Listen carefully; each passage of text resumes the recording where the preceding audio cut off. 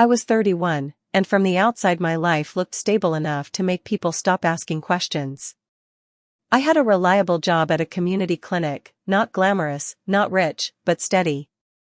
I had my little apartment with sunlight that hit the kitchen floor just right in the late afternoons. I had a routine that made me feel like I wasn't drowning: gym on Mondays, laundry on Wednesdays, my mother every Sunday, no matter what mood she was in, no matter what mood I was in. And I had Camden. That was the name that made my friends' eyes soften when they heard it. The name my aunties said with a little smile, like they could finally unclench their hands and stop worrying about me ending up alone with a cat and too many degrees. The name my mother pretended not to like, but I caught her praying about him when she thought I wasn't listening. Camden was tall, dark-skinned, clean-cut in that way that always felt intentional. Not stiff, not fake. Just controlled. Like he knew how to hold himself in the world. Like he knew the rules and had learned how to work them without losing himself. He wasn't flashy. He didn't talk about money like it was a personality. He didn't show off. He didn't act like he was doing me a favor by loving me. He just showed up. He brought groceries when my schedule got heavy. He waited in my clinic parking lot when my shift ran late, just to drive behind me and make sure I got home safe. He listened when I talked, not with that empty nodding men do while their brains are somewhere else, but like my words were actually landing. That kind of attention can make a woman feel chosen in the deepest way. Not the loud way. The quiet way. The way that feels like it might last. So when people asked if I was happy, I would smile, and it would be a real smile.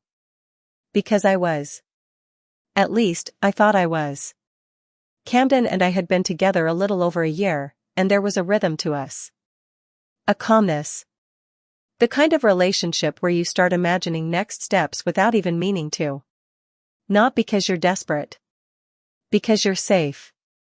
He had met my mother, sat in her living room on her old couch that smelled like incense and fabric softener, and let her talk for an hour straight about everything she believed a man should be. He didn't interrupt. He didn't get defensive. He just listened, then told her he respected how she raised me. My mother acted unimpressed, but after he left, she said he seemed like a man who didn't enjoy playing games. I agreed. The only thing that felt slightly off was how Camden moved around his family. Not in a bad way. Just, carefully. He had a mother named Jacqueline he claimed was going through it, and he helped her a lot. He said she was proud, didn't like asking for help, but needed it. He said he couldn't just leave her to struggle. I understood that. I really did. I had grown up watching my own mother carry too much and refused to admit it. I had seen what pride did to women who had already been through enough. So when Camden said he needed to be there for Jacqueline, it sounded like green flags to me. Responsibility. Loyalty. Sometimes he would cancel plans because she needed a ride. Or because something came up at her place. Or because his cousin needed him. He never seemed angry about it. Just committed. I never made him feel guilty for it. I never turned it into a fight. I told myself this was what love looked like in real life. Not constant romance. Not endless attention. Just two adults making space for each other's responsibilities. Then one Thursday evening, something small happened. The kind of small thing that doesn't matter until it does. We had planned dinner at my place. Nothing fancy. I made chicken thighs with lemon and garlic, roasted potatoes, a salad I pretended I didn't care about but secretly wanted to be good at. I lit a candle that smelled like warm vanilla and soft wood because it made my apartment feel less like a place I slept and more like a place I lived. Camden arrived late. Not unusual. He kissed my cheek, told me I looked beautiful, and said he was starving. But he didn't take his jacket off. He didn't relax into the couch like he usually did. He kept glancing at his phone, not constantly, but enough that I noticed. Like he was waiting for something. I asked him if everything was okay.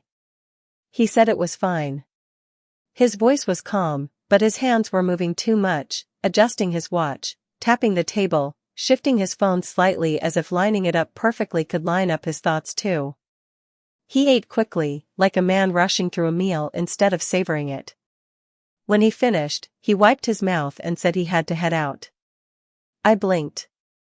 I asked where he was going. He said his mom needed him. I asked what happened. He said she was having a rough night. That was all. He kissed my forehead, promised he'd call later, and left with the same quickness he arrived. I stood in my kitchen for a long moment after the door shut, listening to the hum of my fridge and the faint sounds of my neighbors through the walls. I looked at the food still on the stove, the candle still burning, the 2 plates I had set because I believed in us. It didn't feel like betrayal yet. It felt like disappointment. And disappointment, for a lot of women, is something we're trained to swallow without making noise. So I swallowed it. I cleaned up alone. I took a shower. I climbed into bed. And at midnight, my phone buzzed. It was Camden. He said he was sorry. He said it had been a long night. He said he missed me already. Then he said something that made my stomach tighten. He told me not to worry about anything. I didn't say I was worried. I stared at that message until the screen dimmed. I told myself I was overthinking. Then I turned my phone face down and tried to sleep. But my body didn't fully relax. Some part of me stayed alert, listening for a sound I couldn't name yet. The next week, Camden came over with flowers and a sweet apology that felt practiced. Not fake. Just prepared. He said he knew he'd been distracted. He said he wanted to make it up to me. He suggested a weekend trip, nothing far, just a cozy place outside the city, somewhere with trees and quiet and a hot tub. His smile was warm when he said it. And I wanted to fall back into it. I wanted to let his sweetness wipe away my discomfort like it had never happened. But my body remembered that text. Don't worry about anything. So I did something I hadn't done in years. I paid attention harder. Not in a paranoid way. In a calm, observational way. Like I was watching a movie and trying to catch what the director was hinting at. Camden was still affectionate. Still kind. But he had begun moving with more precision around his phone. When he sat on my couch, his phone stayed face down on his thigh, screen hidden, even when it wasn't buzzing. When he went to the bathroom, it went with him. When he showered at my place, it sat on the sink where he could see it through the curtain. Small things. But patterns are made of small things. One evening, I ran out to his car to grab my hoodie that I'd left in his back seat.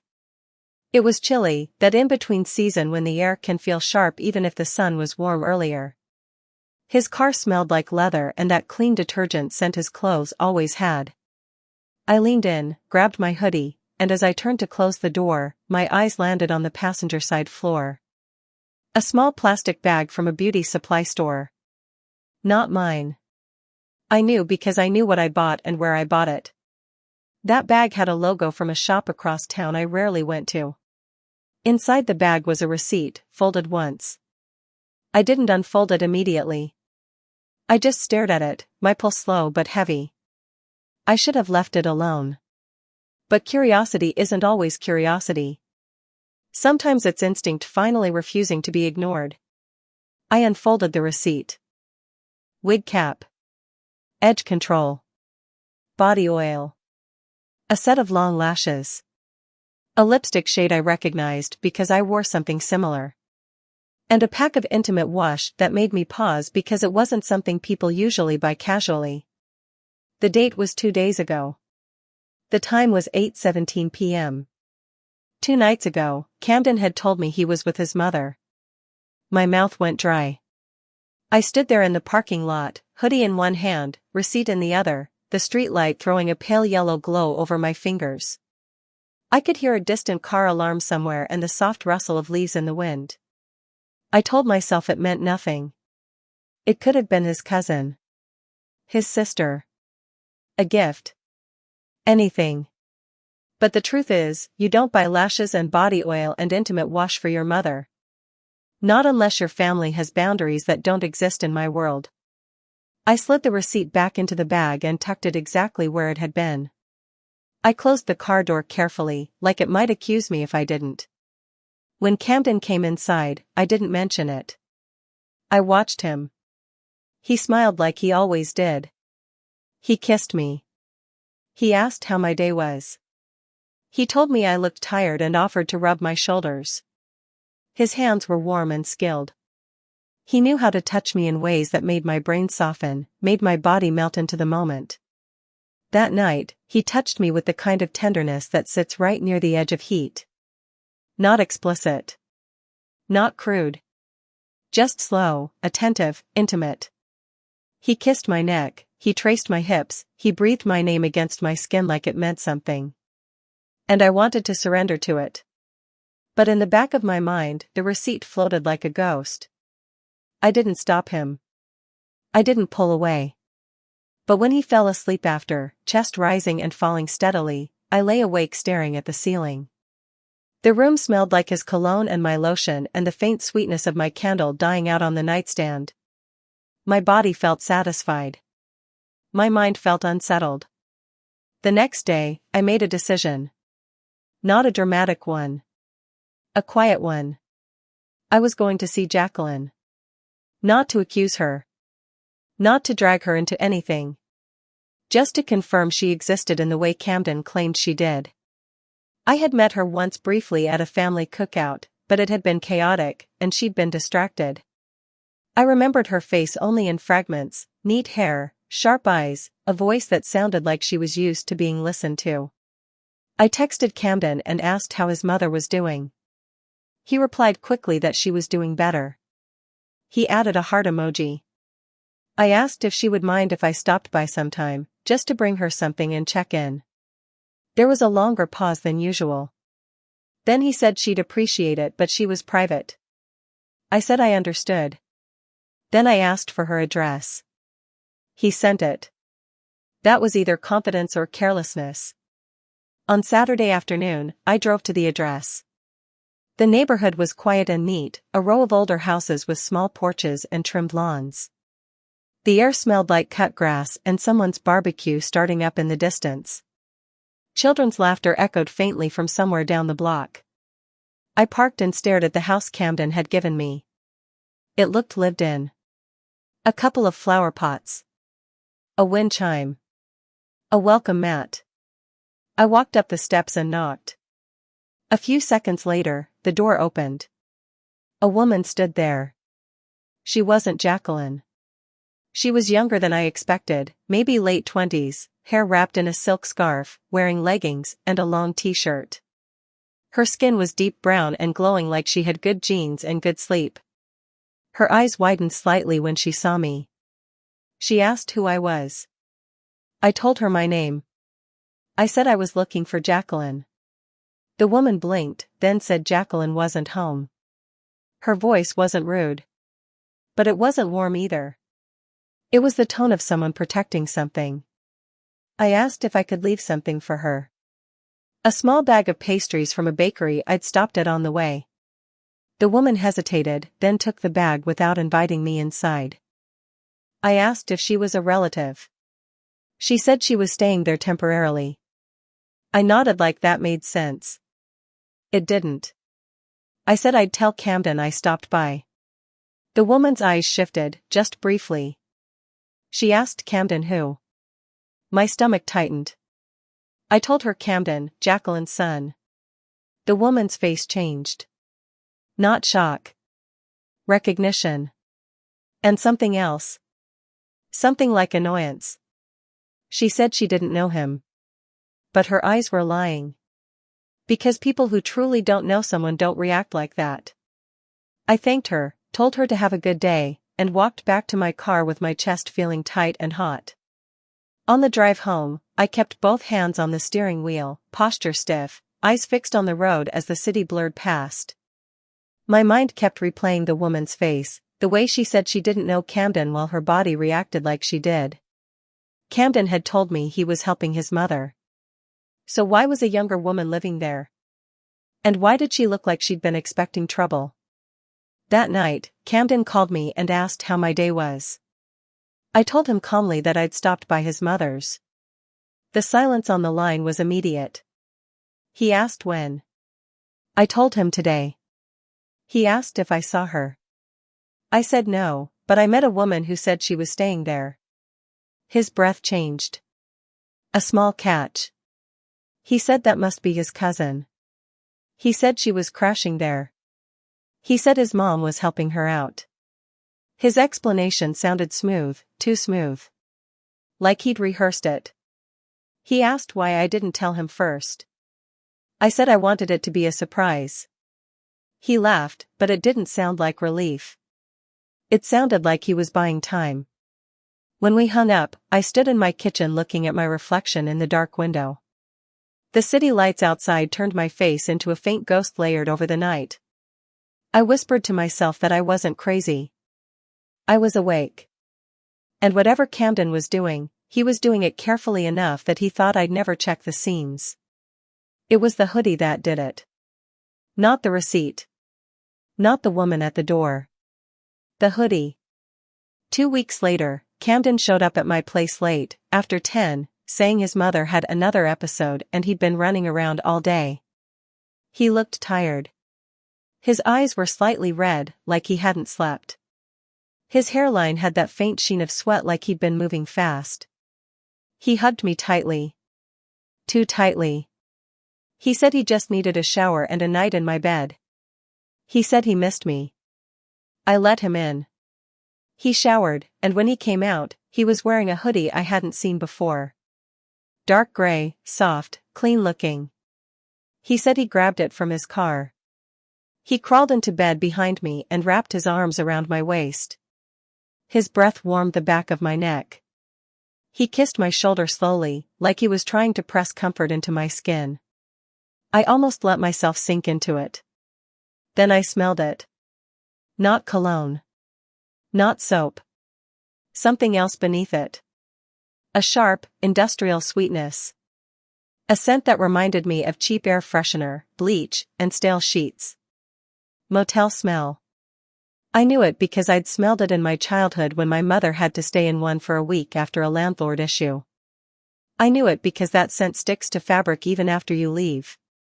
My body went still. Camden asked what was wrong, his voice low and soft against my skin.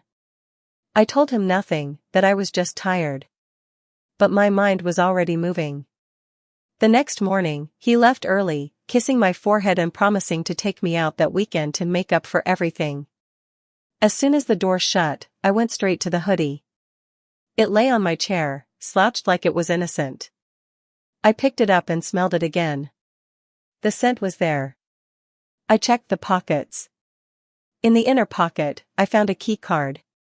White plastic. A faint logo. A number written in marker. It wasn't a house key. It wasn't a gym tag. It was a motel key card. My hands trembled. I sat down hard on the edge of my bed, clutching that card like it could explain itself. This wasn't ambiguity anymore. This wasn't me overthinking. This was evidence. I didn't cry. Not yet. I breathed slowly, forcing my mind to stay clear. Then I did something I didn't think I had the nerve to do. I drove to the motel. The motel sat off the highway, low building, neon sign, the kind of place you don't photograph. The parking lot was full of cars that looked like they belonged to people passing through, or people hiding. I parked across the street near a gas station and watched. I felt ridiculous. Like I was starring in a story I'd judge other women for living.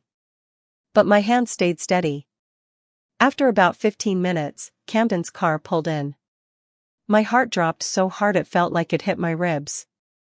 He parked toward the back, not near the office. Like he knew what he was doing. A few minutes later, a woman stepped out of a different car and walked toward him. Not rushed.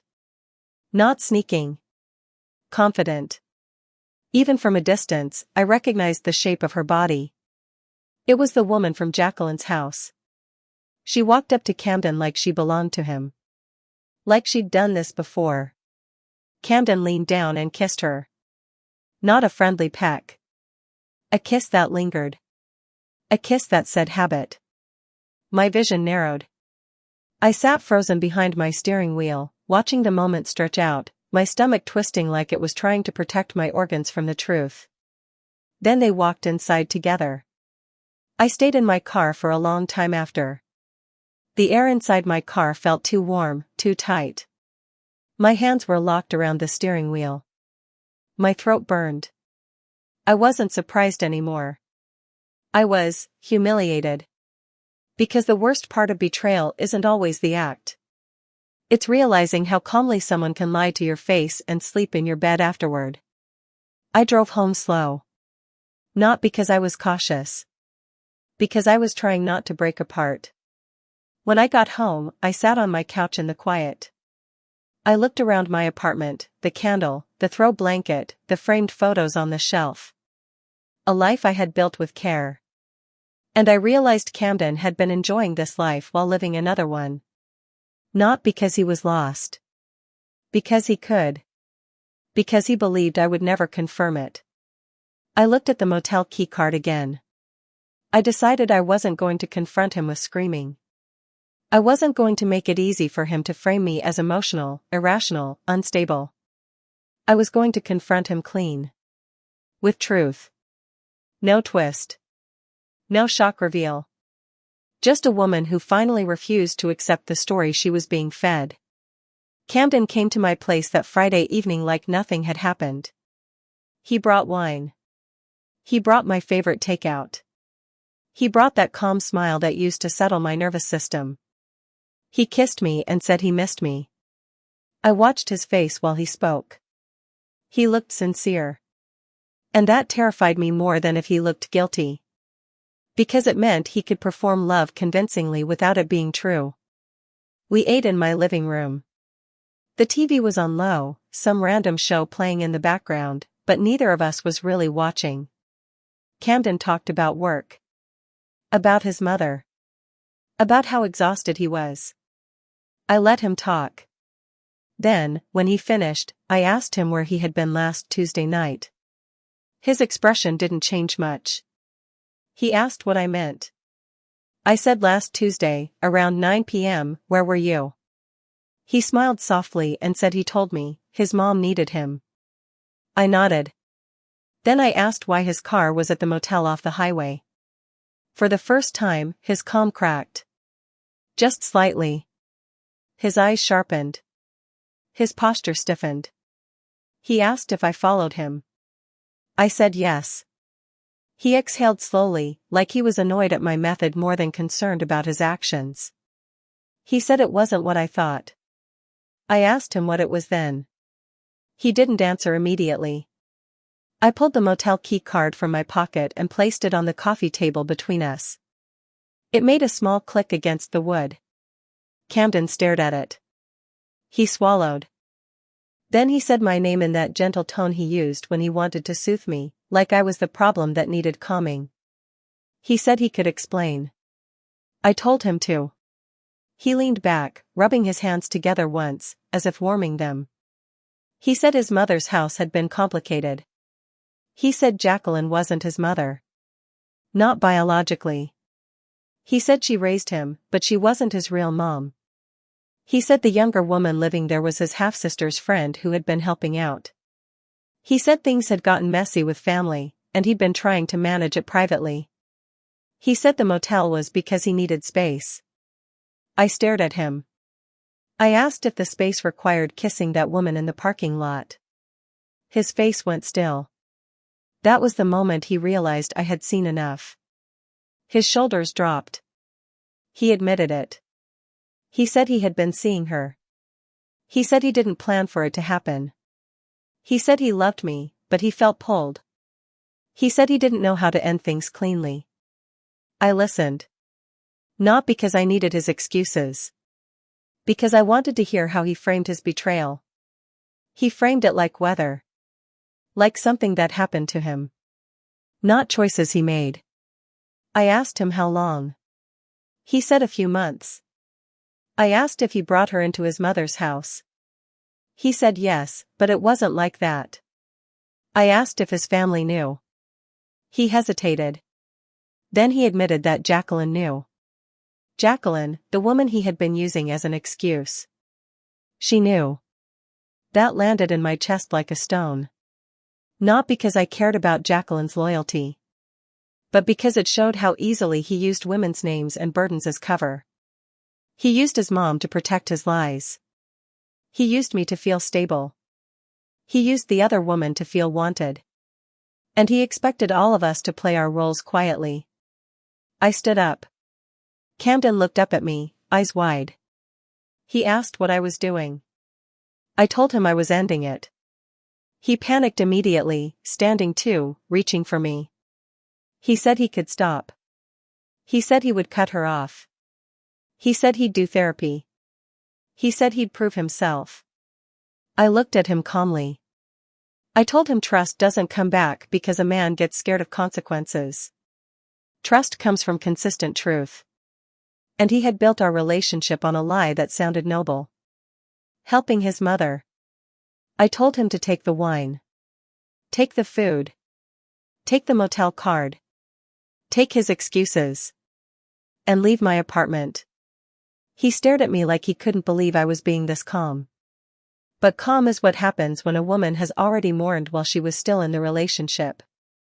He asked if we could talk tomorrow. I said no. He asked if I hated him.